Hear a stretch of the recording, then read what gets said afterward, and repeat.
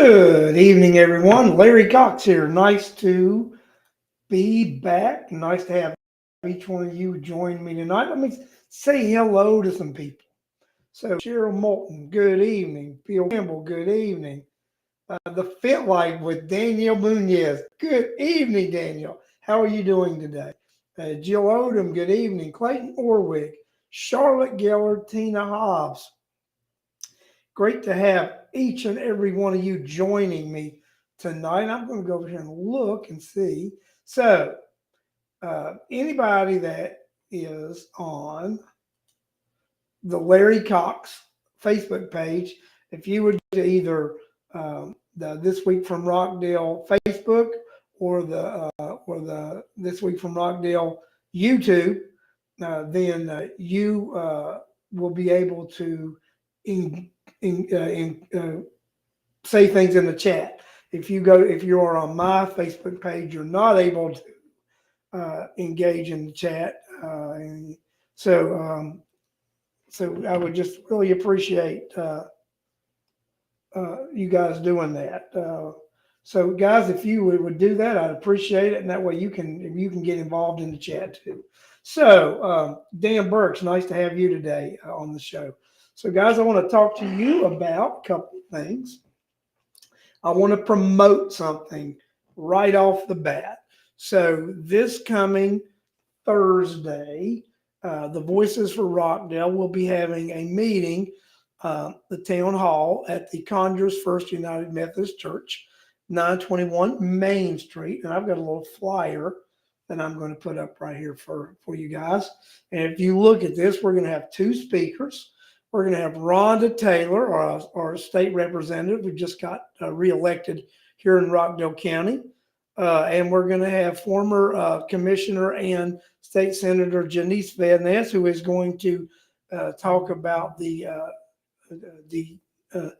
Judicial and Administrative Task Force and about what they're going to be doing here in the near future and such. So that's going to be an interesting little meeting. I believe we're going to have there when the Voices for Rockdale, and it'll be interesting to talk to for Senator Taylor not Senator Taylor, but Representative Taylor.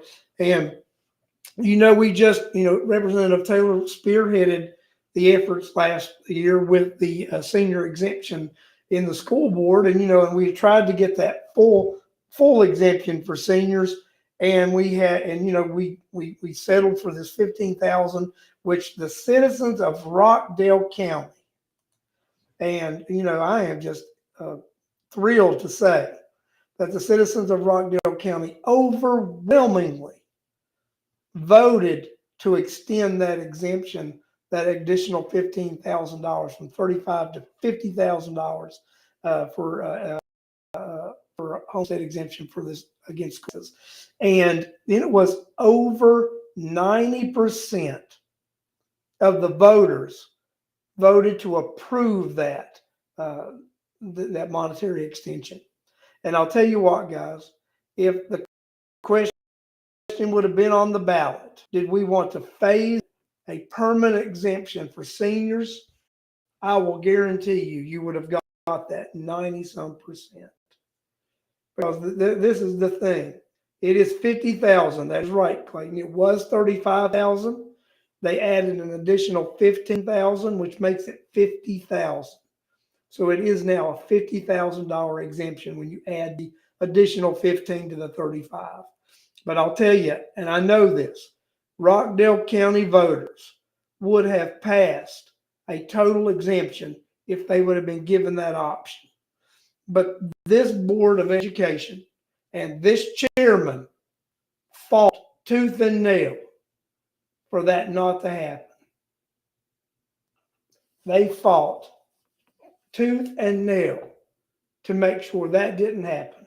Because the superintendent said that if seniors get an exemption, that it would bankrupt the school system. Now, guys, you got to remember, as seniors if the way that I had proposed this, that at age 65, seniors would begin to phase in until they were 70, and then at age 70, they would get the 100% exemption at age 65, they would get, 20%, and then 40, then 60, and it would graduate till they would get 100% at age 70. Now, the average life expectancy of a Georgia resident is 77 years old.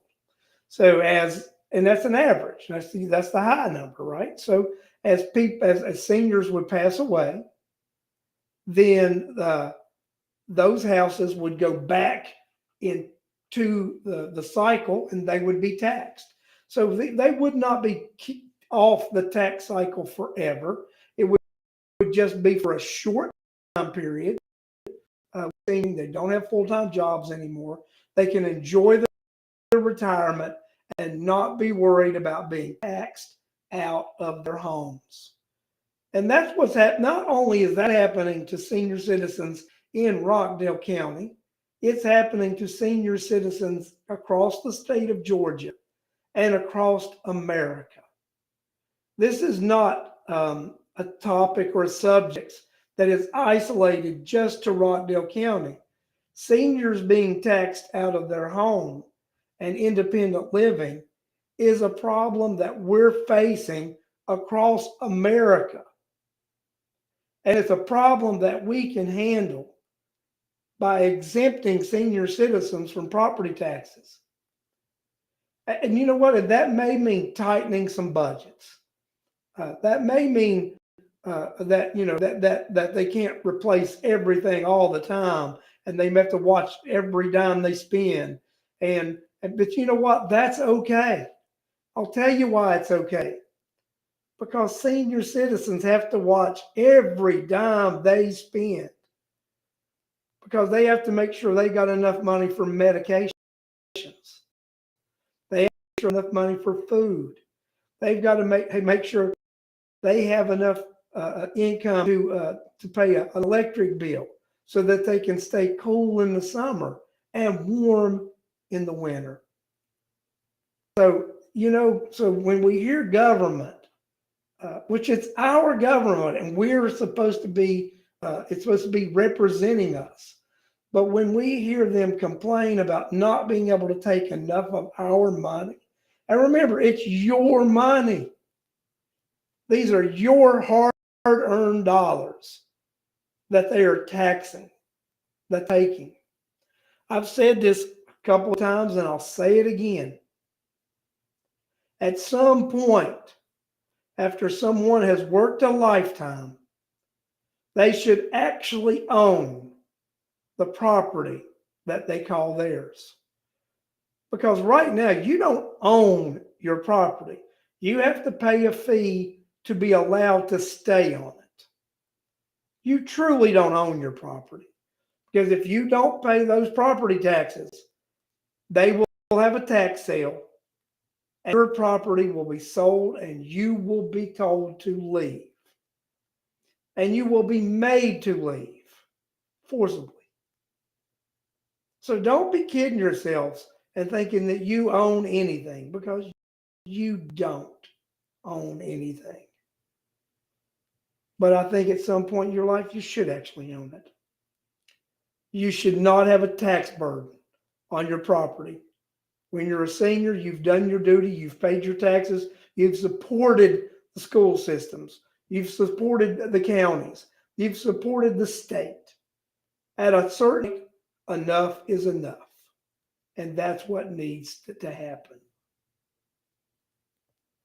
So what William Campbell says, the school board also said that they aren't with more schools. Building more schools are growing, and I'll talk about that with some of the numbers we got from the census. So the census numbers, they had the three largest groups. It was the 4 to 19. It was the 50 to 64 and the 64 and over.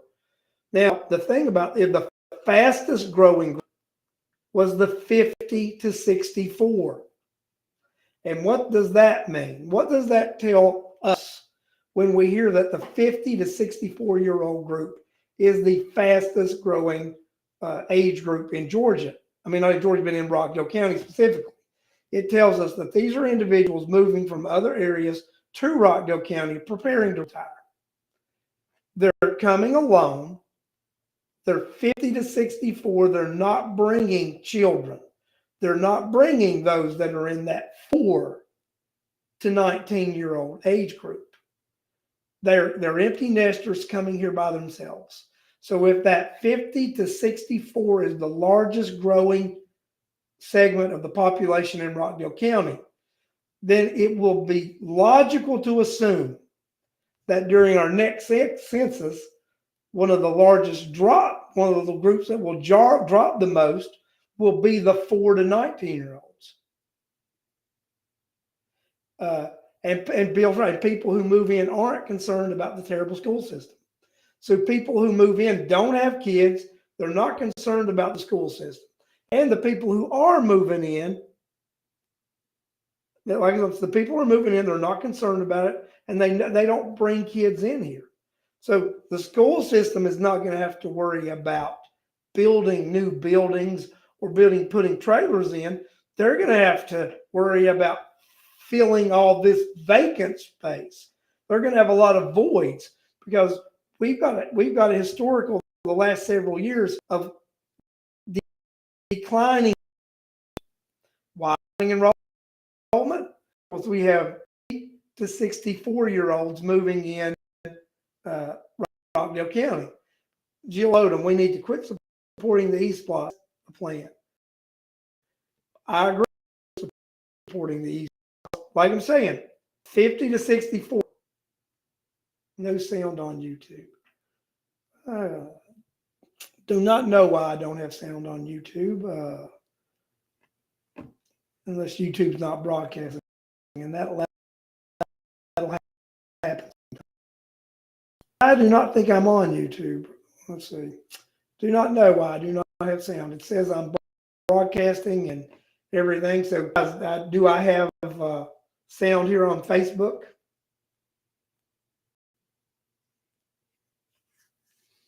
So Corliss is over on YouTube, says I don't have sound over there. Do we have sound on Facebook? You guys all hear me? You've got sound in and out. So Jill, you're on YouTube also.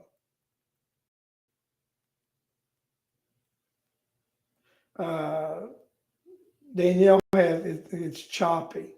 So guys, is the choppy? So it could be this mic. So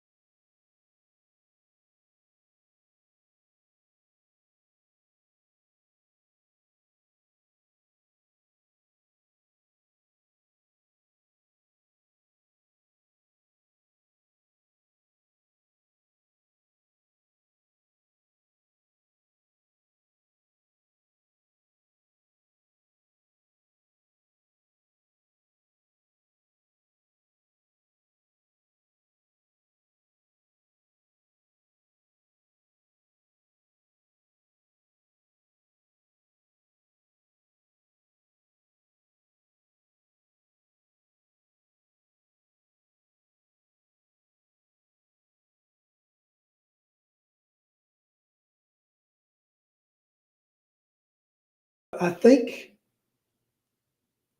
I've got it.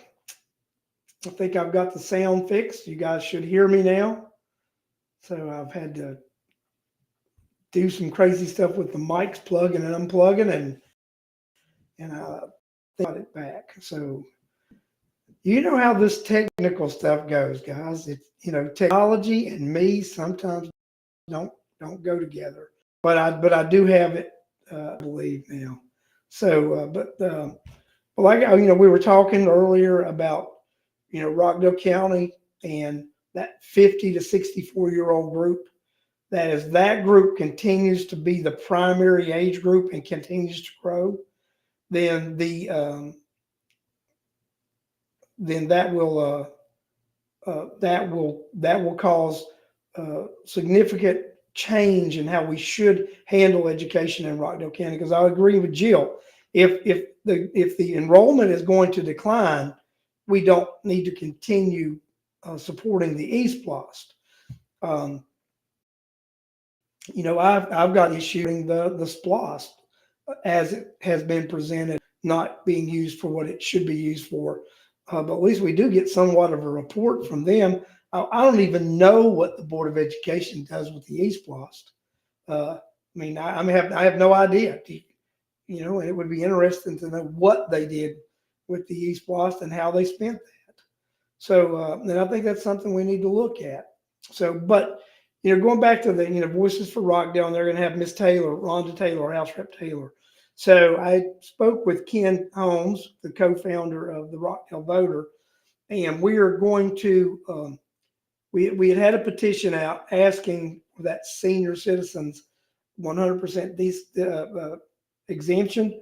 We're going to start putting that petition back out because we feel it's important that that goes back out because the legislature will go back into session in January, and we believe it's important that the voters of Rockdale County start letting their voice be heard about that right now to our newly elected delegation.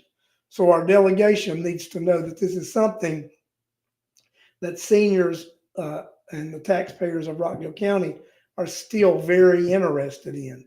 Is seniors being exempt from property taxes from Board of Education. So we're gonna roll back. We're gonna roll that petition back out. I'll let you guys know when it's ready. We'll be doing a media blast about it. We'll send emails out. We'll put Facebook notifications. It'll be back out on the Rockdale Voter website. So we're excited about moving forward with that. We will also going to be moving forward with the host petition where we're going to start doing door to door. But Ken and I are involved in a couple of other organizations, and we've got one organization that we are actually doing something with over the next 2 weeks. Unfortunately, that's going to take a priority. So it'll probably be after December the 6th that we are able to start working on the host petition. Sorry for the delay, but Ken and I wear many hats, and we have got some obligations that we have to feel, and it would be difficult for us to navigate this, just say while the special election is going on. So Ken and I have some obligations to keep while the special election is the 6th. So after the 6th, we will be rolling out petition, and the petition will probably start now. But the host petition, the going door to door, that will not be till after December the 6th. Just so that you guys know.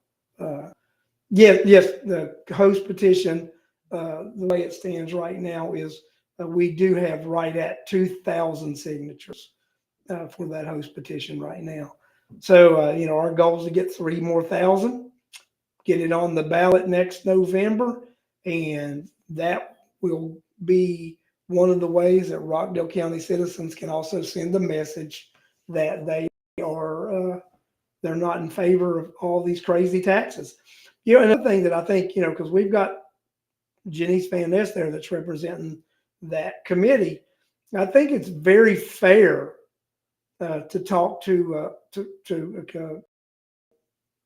Janice, the fact that this committee is working on this downtown, Old Town project. I mean, that's what it is.